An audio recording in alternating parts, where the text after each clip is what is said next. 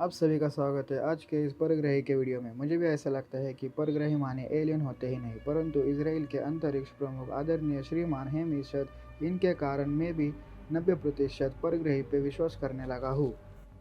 हेम इशद पर आपको क्यों भरोसा करना चाहिए, इसलिए मैं उनके बारे में आपको कुछ थोड़े बातें बताना चाहूँगा। हेम इशद इसराइल डिफेंस फोर्स के रिटायर्ड जनरल है और साथ ही वो इसराइल इंस्टीट्यूट ऑफ टेक्नोलॉजी के एरोस्पेस रिसर्च इंस्टीट्यूट में प्रोफेसर भी है और इसके साथ ही वो इसराइल रक्षा मंत्रालय के अंतरिक्ष कार्यक्रमों के पूर्व निदेशक मतलब former director of space program for Israel ministry of defence में उन्होंने 30 साल निकाले हैं और साथ ही साथ वो इसराइल मिलिट्री इंटेलिजेंस के अफसर भी है।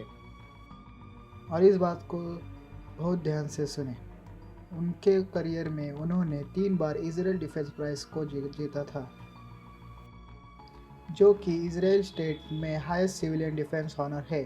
अब मज़ेदार बात आती है कि इनके ये प्राइज़ देने का कारण उन्होंने क्लासिफाइड रखा है, पर इन्होंने वो प्राइज़ देने का कारण क्यों क्लासिफाइड रखा। अब चले आते हैं इस वीडियो को निकालने के मुख्य कारण पे।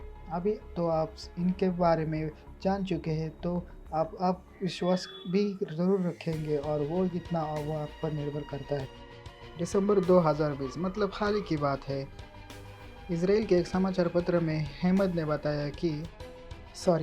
इशद ने दावा किया कि एलियंस होते हैं।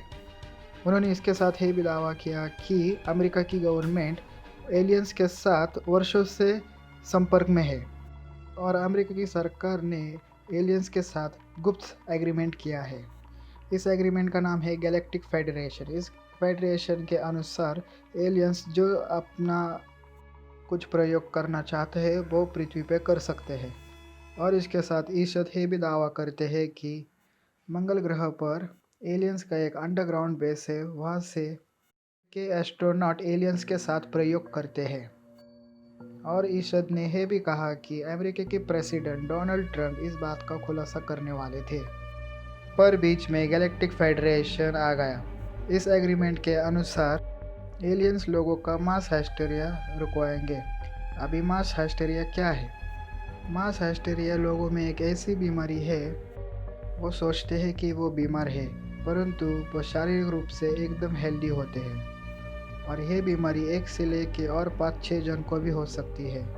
अब जितना मुझे समझा मैंने आपको आसान भाषा में तो बताया। अगर आप और जानना चाहते हैं मास हाइस्टीरिया के बारे में तो आप नेट पर रिसर्च कर सकते हैं। इस कारण ट्रंप ने इस बात का खुलासा न करने का फैसला लिया, ऐसा हेम इशद कहते हैं। तो हेम इशद का यह दावा जब जेरूसलम पोस्ट में पब्लिश किया, जो कि इंग्लिश न्यूज़पेपर है, तो NBC ने इस बात को जानने के लिए व्हाइट हाउस और ऑफिशियल्स इसराइल के पास जाने का फैसला किया, परंतु दोनों भी इस बात पर कोई जवाब नहीं देना चाहते थे।